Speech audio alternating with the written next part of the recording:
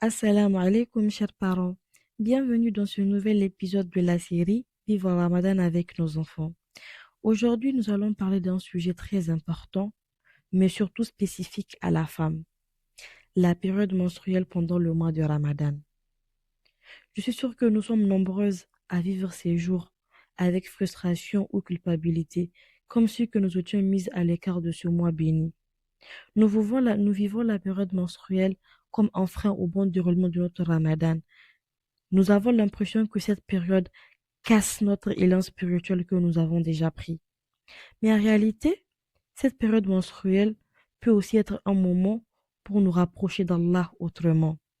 Les menstruations marquent l'arrêt du jeûne et de la prière, mais cela ne doit pas nous empêcher de garder nos bonnes habitudes et de continuer à fournir des efforts.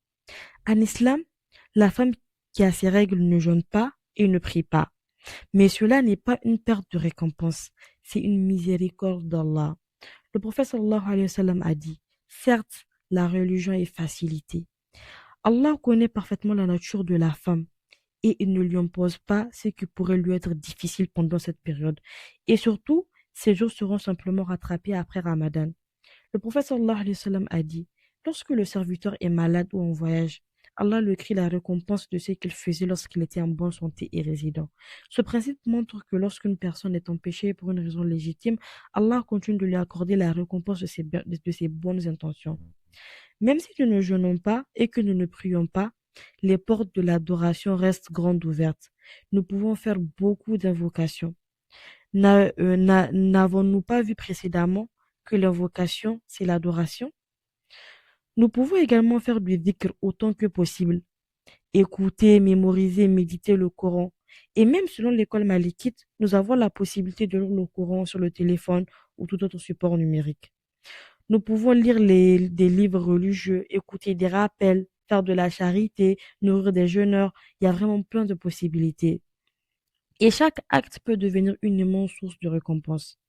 Alors, à toutes les femmes qui vivent ces jours avec tristesse pendant le Ramadan, je peux vous dire, ne culpabilisez pas. Allah vous connaît, il connaît votre situation et il vous a accordé cette facilité.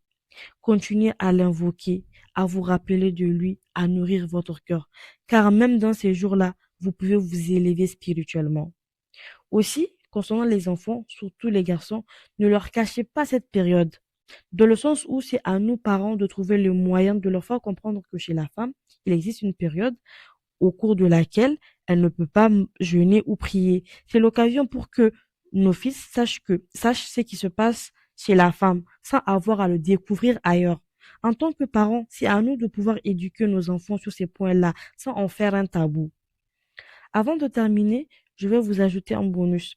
Pour celles qui se demandent quelle prière rattraper à la fin des menstrues ou quand reprendre le jeûne. Alors, il existe deux indicateurs juridiques de la fin des menstruations chez la femme. Le premier indicateur, c'est la sécheresse complète. Alors, le critère de la sécheresse, c'est-à-dire al-Joufouf, il est établi, par exemple, en passant un linge ou tout autre objet similaire. Ça peut être un bout de coton sur la partie externe de l'intimité de la femme, c'est-à-dire la partie visible lorsqu'on est assise. Et si le linge ou le bout de coton ressort propre, sans trace, alors le tas de pureté est considéré comme acquis. Et la deuxième façon aussi, c'est l'écoulement d'un liquide blanc qui est expulsé par l'utérus et c'est ce liquide blanc qui va marquer la fin des menstruations. Alors, concernant le rattrapage des prières, par exemple, considérons que la prière de Asr est à 16 heures et mes menstrues se sont interrompues à 16h30.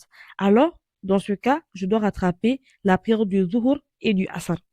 Car nous sommes dans le temps de nécessité, car déjà nous sommes dans le temps du Asr, parce qu'il est 16h30, et aussi nous sommes dans le temps de nécessité du Zuhur. Donc, ce qui fait qu'on va rattraper la prière du Zuhur et la prière du Asr. Et c'est le même principe pour Maghrib et Isha.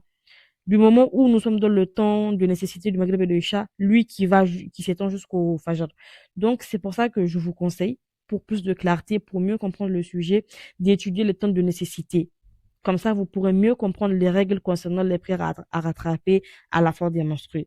Et pour ce qui est de la reprise du jeûne, si les menstrues s'arrêtent avant l'aube, vous pouvez donc jeûner le jour, ce jour, donc le jour qui va commencer. Par contre, si vos règles s'arrêtent en journée, donc vous allez recommencer à jeûner le jour suivant. Et c'est ainsi que s'achève l'épisode du jour. Si cet épisode vous a aidé, partagez-le autour de vous et abonnez-vous pour ne rien manquer des prochains thèmes. Assalamu alaikum.